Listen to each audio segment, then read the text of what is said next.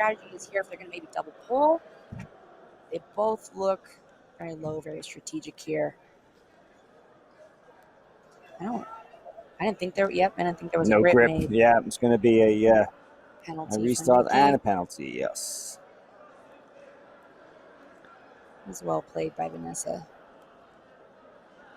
I think we will maybe see a double pull. Oh, I guess not.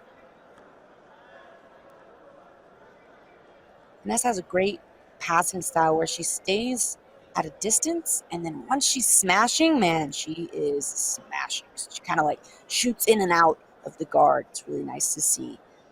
Throws the legs to the side to some Toriano passing of her own. But again, as we saw earlier with Nicki, it can look like Nicki is about to get her guard pass, and then she is suddenly upside down again in her patented panda guard. So flexible, right? So flexible. She was folded in half so many times earlier and had an amazing win. Yeah, it wasn't even close to getting past. No, not even close. Well, maybe if you haven't seen Nicki fight before, it looked a little close. But when you've seen her guard recoveries, you kind of have a lot of faith in that guard. And Natsu, she doesn't seem to do a whole ton of seated guard. She's set up again now, but she feels very comfortable laying on her back, which is not always super common because you're not as mobile, of course, when you're on your back. You're more mobile seated in this position here. I got a question for you, Kendall. How much of a factor is it to consider, of course, that Sullivan has already had 2 matches today, whereas I believe that this is Griffin's first match of the day, and she is physically, probably still warming up mid-match, while Sullivan's had the benefit of getting all the adrenaline dump out of the way and stretching her body out. How much of a factor? Well, I can go both ways, right? Because Nicki's been fighting all weekend, not just today, but she also fought yesterday in the key, and so it can go in that way where Griffin's still warming up, and Nicki's feeling great, and she's already relaxed, and she might be very calm. But it also, she could be feeling a little fatigued. She might have tweaked something in one match or the other that we don't know about. So it could go either way. But I gotta think when you're the competitor, when you're Nicki, you're thinking it's for the best. And then when you come in as Vanessa, you're hoping that she's tired and you're the one coming in fresh. So it really could be either. I like seeing Vanessa control the ankles and keeping Nicki stapled on her back like this. I think she knows Nicki's gonna come in under the legs as she always does. She's doing a good job keeping her legs back, not really letting Nicki convert and get to her typical toe holding guard positions. She's almost like a tripod. Like totally legs back, just really respecting that inversion game that Nicki plays so well. Making sure that she's not leaving her legs open. Even, right as she tries to go in, she's all the way down, almost like a sprawl, keeping those legs away. But the only problem, again, with this is it may become a little too disengaged at that point where she's not able to get to a strong passing position. Although now she's creating a little bit of pressure here. This looks better. You see Griffin on top now, the windshield wiper motion with the leg to free herself from the half guard, but every time she switches direction, there seems to be another a leg or 2 legs in the way. Yes, and here's this reverse de la Riva again, we've seen all day, which, of course, Nicki likes to use to go to that kiss of the dragon or go all the way underneath the legs of Griffin. The low posture from Griffin, though, here is very good because that's really going to make it difficult to get underneath her. It is, and I'm wondering if, kind of like we saw earlier with Nicki's match with Taylor, if Nicki does end up leaving that foot on the stomach, I wonder if Nicki will attack the Estima or start trying to get something going, some little leg attacks of her own. She'll see the opportunity, toe hold maybe. But here we go again. Nicki's underneath, getting in on that leg. We've been seeing her do all day, but this base is so low. It's going to be hard to elevate her hips. Doing a good job there. Yeah, she is doing a good job of managing to keep those hips down, really making it difficult for Sullivan to throw that foot over into the back of the knee. A very popular entry nowadays. We see people use this a lot to go into the leg entanglements. Sullivan really likes it because she hunts for that straight knee bar, doesn't she? She does all the time. This is a very classic battle we see here of the person on the bottom trying to go underneath the leg. Like you said, very popular leg entry, and then the person on top trying to keep the hips back. Now she's even trying to control Nicki's hips on her own. problem is she leans too far forward to try to reach these hips. That allows Nikki the extension of the leg that she needs. So how we see her very smartly sitting back in her heels and also holding on to the hips just to make it hard for Nikki to roll underneath. Nikki's so strong, has very good grip on the leg. And she does get underneath, but will she be able to pry the heel away from the hips? She's got to create the separation, but not only that, she's got to get the right angle as well. But this is good work. I think she's going to get a swoop here as well. There it is, 2 points for Sullivan. Yep, you called it. Get the sweep, and obviously now she's lost the angle for the knee. She may hunt for the toe hold, considering her legs are still up really high around the thigh, which is great for Nikki. She hasn't lost the knee line. She has lost the angle for the knee bar. Nice roll there from Griffin. She hasn't quite come on top, but still chasing the leg. Nikki could have something here because she's very high on the leg.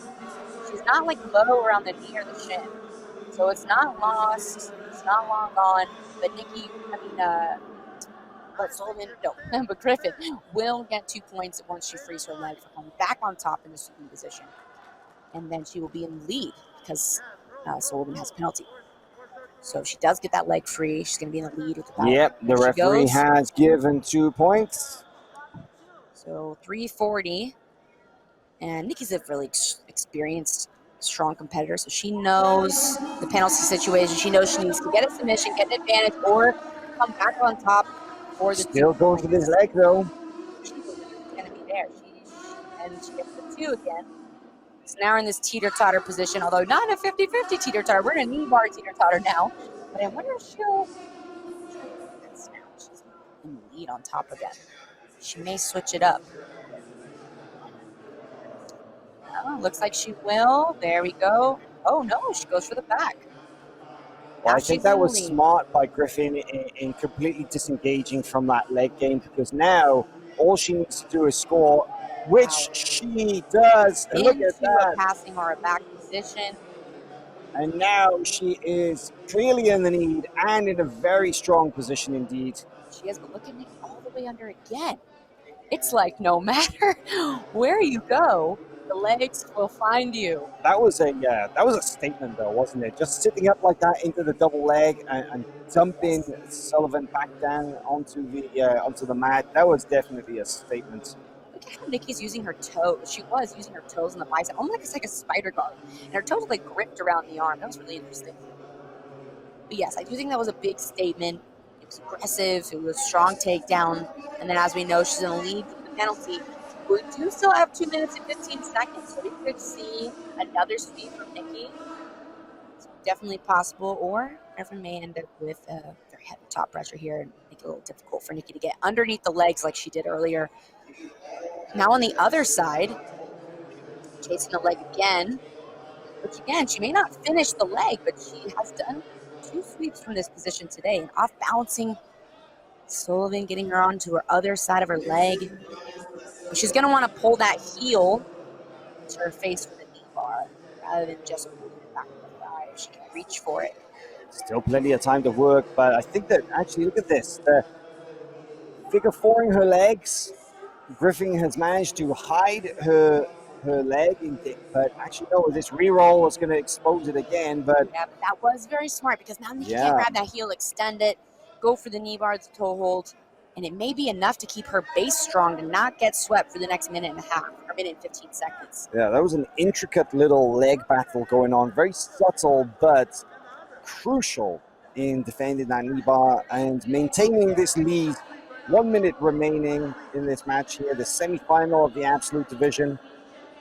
And look at these grips Vanessa has. I think this is very smart of her. She's trying to control that arm and turn Nikki back to her back again.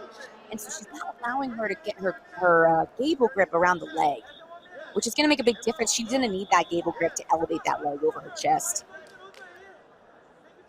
Now she has that gable grip again, so now she's in a better position, but only 35 seconds to work. And I think Vanessa's gotten a lot wiser to how to defend this sweep throughout this 10-minute battle here of Nikki getting underneath her. She's learning a little bit as we go, I think. Yeah, really only seconds remaining in this match now. And 15. I feel like Sullivan of course, it's clear what she's going for, but it's maybe a little bit too clear, and it's just giving it Vanessa, very obvious plan to win this match. All she needs to do is defend that leg, and she will go through now to the absolute final. A very hard-fought win there against Nikki Sullivan. That puts her into the final later against Rafaela Geddes, also of Atos. So, Gotta be Team Lloyd Irvin, frustrating. Vanessa Griffin gets the win. Gotta be frustrating with that penalty for that double guard pull, not having the grip for Nikki Sullivan to know it was very close. It was a tough fight. I think she was hoping for an advantage at the end there. We've barred a toe hold, but did a great job keeping her base low.